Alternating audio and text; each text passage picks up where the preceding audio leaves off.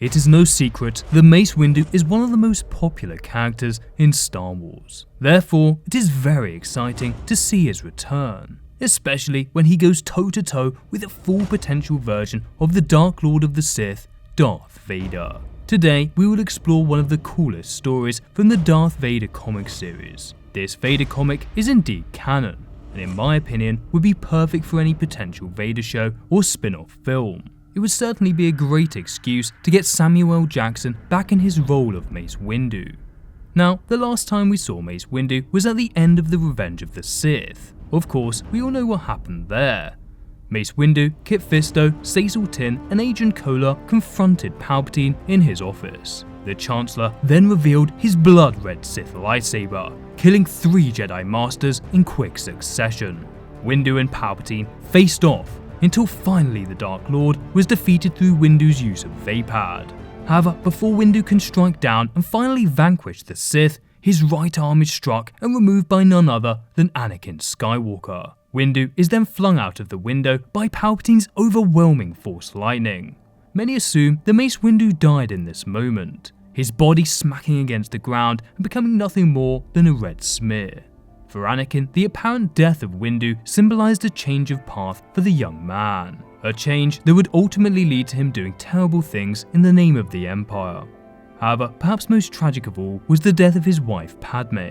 From Vader's perspective, he had killed his wife as well as his 2 unborn children. The guilt and pain of this realization broke Vader, arguably even more so than his duel with Kenobi.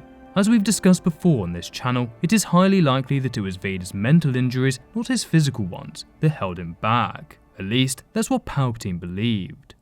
Vader would attempt to bring back Padme using the dark side, and he actually came quite close. One of Vader's first attempts to bring back Padme involved the construction of his famous fortress on Mustafar.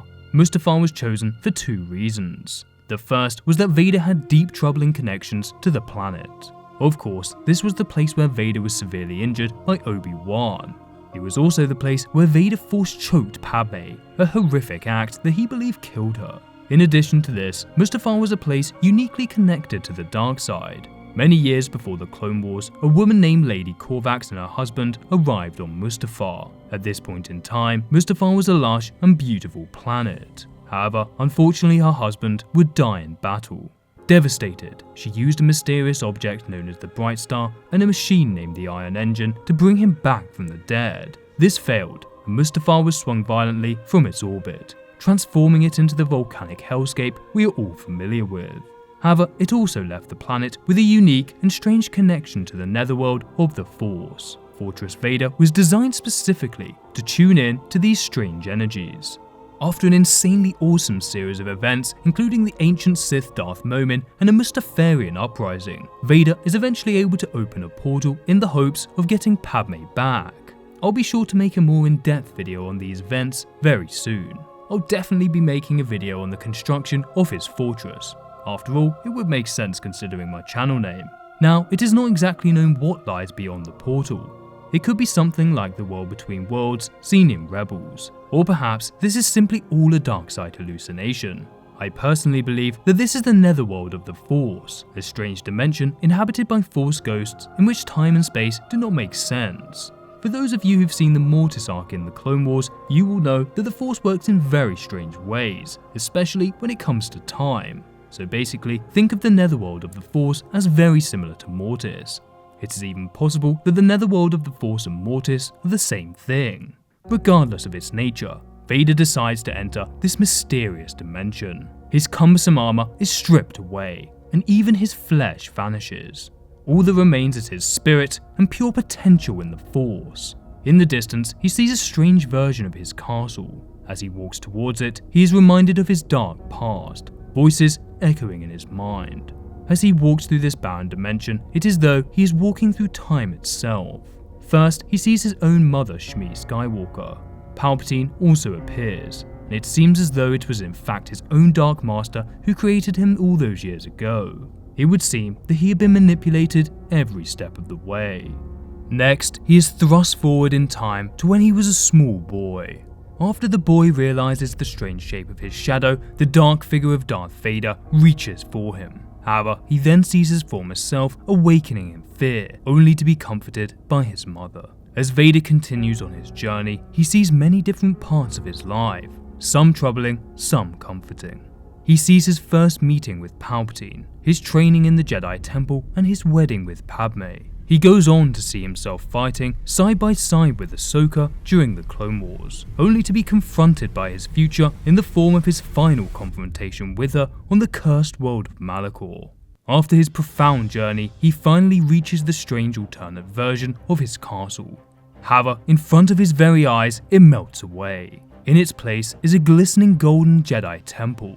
In front of the temple, dark shadows begin to coalesce. In Vader's path stands almost all of the Jedi Masters from the Clone Wars. Yaddle, Joe Castanu, Plo Koon, Shak Ti, Quinlan Vos, and of course Mace Windu all stand sabers drawn to defend against this unarmed Vader. However, this isn't just any Vader. This is full potential Vader. The Dark Lord simply pulls out 2 black blades from the darkness itself. He proceeds to jump into the air, high above the Jedi's heads, immediately stabbing one of his enemies through the chest. It is no coincidence that he then turns his attention to Mace Windu. Vader slices off the Jedi Master's arm, just like he did in the Revenge of the Sith. Without hesitation, he then decapitates Windu, putting him out of his misery. It isn't long until every Jedi Master has been impaled and defeated. Even Grandmaster Yoda himself is impaled before he had the chance to defend himself.